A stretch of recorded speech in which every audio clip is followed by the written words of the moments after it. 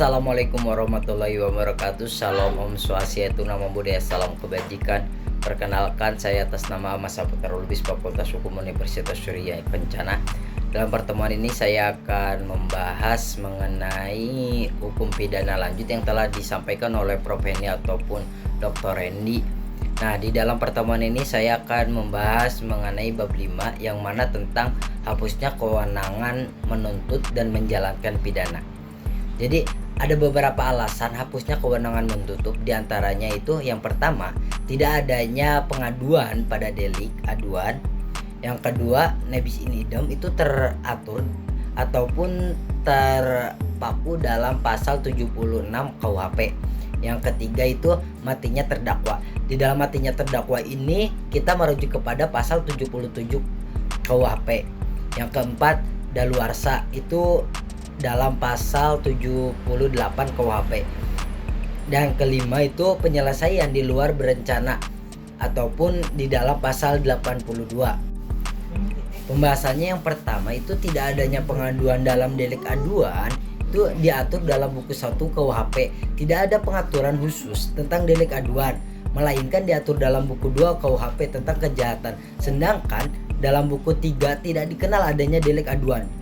Adapun macam-macam delik aduan, yang pertama itu delik aduan mutlak ataupun absolut, yang mana suatu delik tidak pidana yang karena sifatnya sendiri dari kejahatan, maka hanya dengan pengaduan lah baru dapat dituntut. Nah, yang kedua itu delik aduan relatif. Delik aduan relatif ini tidak bergantung pada sifat kejahatan, melainkan pada hubungan antara si pelaku dengan kejahatan itu atau pembantunya dan orang yang dikenai kejahatan tersebut. Nah, di dalam keistimewaan atau kekhususan delik aduan ataupun yang absolut, dalam delik aduan absolut yang diadukan adalah peristiwa hukumnya. Itu yang pertama. Yang kedua itu delik aduan yang absolut itu pengaduannya tidak dapat dipisah-pisahkan. Nah, kenapa? Artinya dengan adanya pengaduan berarti berlaku untuk semua pelaku kejahatan walaupun tidak disebutkan satu persatu. Oleh karena itu, dalam delik aduan ini yang absolut ataupun mutlak itu pengaduan harus ada. Sebab tanpa pengaduan, pelaku dan peserta lainnya tidak dapat dituntut. Nah, di dalam keistimewaan delik aduan ini mungkin relatif. Yang pertama, dalam delik aduan relatif yang diadukan adalah yang pertama orang, yang mana yang disangka telah melakukan tindak pidana. Yang kedua, dalam delik aduan relatif ini pun pengaduannya dapat dipisahkan. Artinya pelaku atau peserta kejahatan tidak dapat dituntut apabila tidak disebutkan. Jadi yang disebutkan saja itu hanya pelaku tindak pidana tersebut. Nah, sekarang siapakah yang berhak mengadu itu? Berdasarkan pasal 72 dan pasal 73 KUHP dapat disimpulkan bahwasannya yang berhak mengadu adalah orang atau mereka yang terkena kejahatan.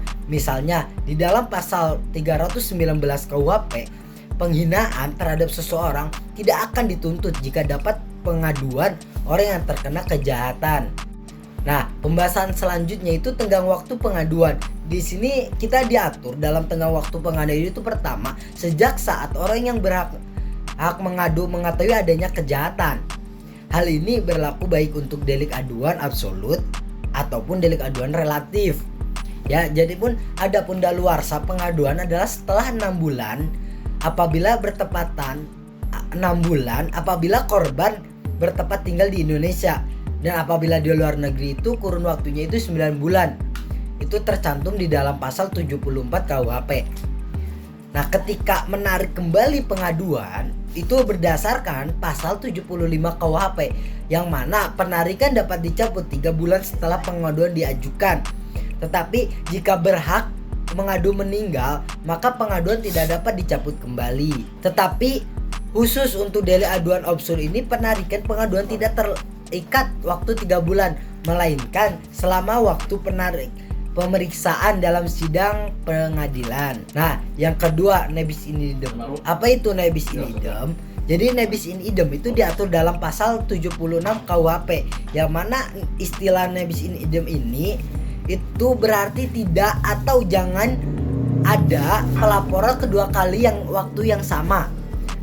Nah, jadi dasar atau ratio dari azas ini adalah yang pertama untuk menjaga martabat atau wibawa pengadilan. Yang kedua, untuk kepastian hukum bagi terdakwa yang telah mendapat keputusan hakim.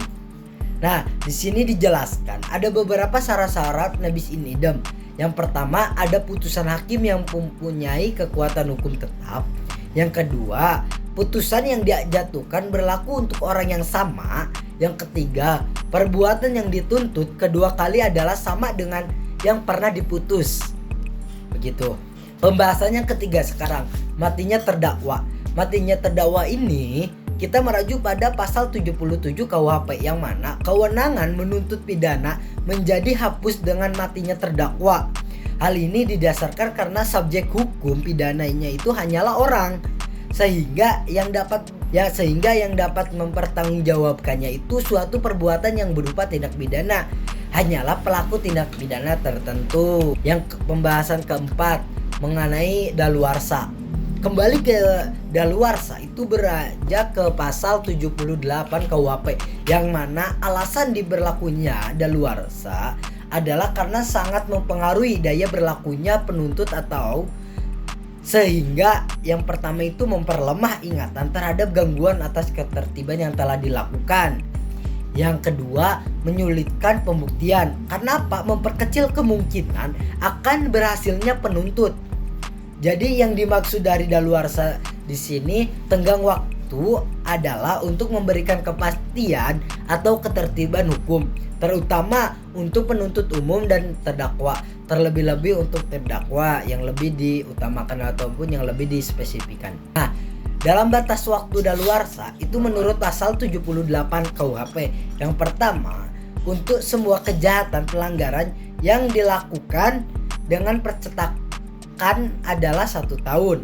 Yang kedua, untuk kejahatan yang diancam hukuman denda, kurungan atau pidana penjara paling lama 3 tahun, daluarsanya adalah 6 tahun dan lain sebagainya. Baik, kenapa sih harus ada waktu daluarsa? Di sini dijelaskan bahwasanya ada beberapa alasan dasar pertimbangan waktu daluarsa. Yang pertama itu tersangka atau terdakwa yang melarikan diri harus lebih lama dikeluarkan dari penjara dibanding orang yang benar-benar menjalankan hukuman. Yang kedua, ingatan orang terhadap kejahatan-kejahatan yang lebih berat akan lama hilangnya. Yang ketiga, kemungkinan untuk memperoleh barang bukti semakin berkurang sehingga sukar untuk dikumpulkan karena hilang atau rusak dan lain sebagainya.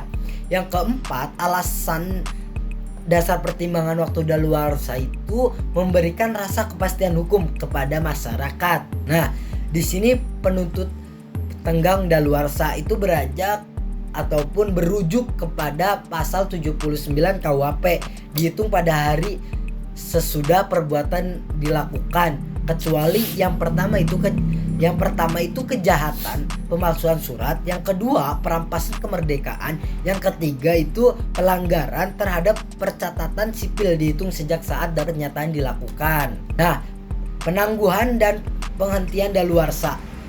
Penangguhan daluarsa, penghentian itu setara waktu tenggang daluarsa. Apabila penundaan dicabut, maka tenggang waktu berjalan lagi pada waktu sebelum penundaan tetap berhitung. Itu berujuk pada pasal 81 KUHP. Nah, misalnya dalam kasus Telionat itu penggelapan tanah, itu beranjak pada pasal 385 KUHP. Jadi apabila seseorang mengajukan gugatan pidana di mana dalam kasusnya terdapat kasus perdata, maka hakim pengadilan pidana harus menunda putusan sebelum pembuktian kebenarannya dalam perkara perdata. Nah, pembahasan yang kelima itu berbicara tentang penyelesaian di luar beracara ataupun tembusan. Hal ini hanya berlaku untuk perkara pelanggaran saja, yaitu yang pertama terhadap perkara-perkara pelanggaran yang diancam denda saja. Yang kedua, maksimum denda harus dibayar. Yang ketiga, diperlakukan kuasa dari pejabat yang ditunjukkan undang-undang. Jadi selain tembusan, dikenal juga adanya lembaga seeking ataupun denda damai yang sering dipakai oleh masyarakat yang berlaku terhadap pelanggaran dalam tindak pidana ekonomi atau tindak pidana fisikal. Asas ini merupakan kemenangan JPU ataupun dasar asas demi kepentingan umum. Nah, pembahasan yang kelima itu berbicara tentang abolisi dan amnesti. Nah, apa sih perbedaan dengan abolisi dan amnesti? Jadi, abolisi ini meniadakan wewenang dari jaksa untuk menuntut hukum. Sedangkan amnesti ini wewenang yang lebih luas, yaitu meniadakan wewenang untuk menuntut dalam menjalankan eksekusi, baik sebelum ataupun sesudah eksekusi tersebut. Di sini ada beberapa perbedaan antara abolisi dan amnesti. Abolisi ini hanya menggugurkan penuntut terhadap mereka yang belum dihukum. Sedangkan amnesti ini menghentikan penuntut dan menjalankan pidana semua akibat hukum sebelum dan sesudah tuntutan dihapuskan. Jadi ketika kita memilih antara abolisi dan amnesti, lebih baik kita mengambil amnesti. Karena apa? Di sini semua akibat hukum itu sebelum dan sesudah tuntutan dihapuskan. Dalam memberikan abolisi dan amnesti, presiden diberi kuasa di dalam undang-undangnya, itu artinya presiden tidak perlu meminta persetujuan DPR ataupun Dewan Perwakilan Rakyat. Nah, di sini alasannya gugurnya hak dan melaksanakan hukuman. Yang pertama dalam KUHP matinya terpidana. Yang kedua daluarsa. Nah, di luar KUHP ini ada amnesti dan gerasi. Daluarsa menjalankan pidana hapus apabila 2 tahun mengenai semua tindak pidana pelanggaran. Yang kedua 5 tahun mengenai kejahatan yang dilakukan percetakan. Di dalam percetakan ini maksudnya percetakan uang, oke? Nah, yang C ini ditambah sepertiga dari lamanya tenggang daluarsa bagi kejahatan-kejahatan yang lainnya. Yang keempat itu pidana mati tidak ada daluarsanya. Nah, sekarang ketika kita berbicara gerasi, apa isi gerasi? Gerasi adalah menghapuskan hukuman yang telah dijatuhkan oleh hakim, baik untuk sebagian atau seluruhnya, atau merubah hukuman yang berlainannya. Sifatnya itu dewasa. Ini gerasi diatur dalam Undang-Undang Nomor 22 Tahun 2002. Nah, tujuan gerasi ini sebagai koreksi atau keputusan pengadilan dapat dilakukan oleh terhukum atau hakim karena jabatan apabila dalam menjatuhkan putusan terdapat kesalahan atau kekehilafan. Nah, selanjutnya akibat hukum dari adanya gerasi. Yang pertama, presiden menolak permohonan gerasi, berarti terhukum harus menjalankan hukuman seluruhnya. Yang kedua, presiden mengabulkan permohonan gerasi, berarti terhukum tidak harus menjalankan hukuman seluruhnya. Yang ketiga, presiden mengadakan perubahan hukuman, berarti mengadakan perubahan masa hukuman. Misalnya hukuman mati dirubah menjadi hukuman seumur hidup. Misalkan, nah itu seperti Sambo, yang mana oleh presiden ini dikasih kumutasi, berarti hukuman itu yang tadinya hukuman mati jadi hukuman penjara seumur hidup. Nah, mengurangi hukuman artinya hukuman yang dijatuhkan oleh hakim dikurangi sehingga menjadi lebih ringan. Nah, macam-macam gerasi. Yang pertama gerasi duduk, yang kedua gerasi jalan, yang ketiga gerasi jabatan. Nah, di sini persamaan antara gerasi dan amnesti, dan semuanya abolisi diberikan atas kuasa undang-undang. Yang pertama, hak untuk memberikan kepada di tangan presiden sebagai kepala negara. Cukup sekian dari saya pembahasan. Apabila kalian kurang puas dari pembahasan saya, mohon maaf, silakan untuk dikaji kembali. Billahi taufiq wal hidayah. Wassalamualaikum warahmatullahi wabarakatuh.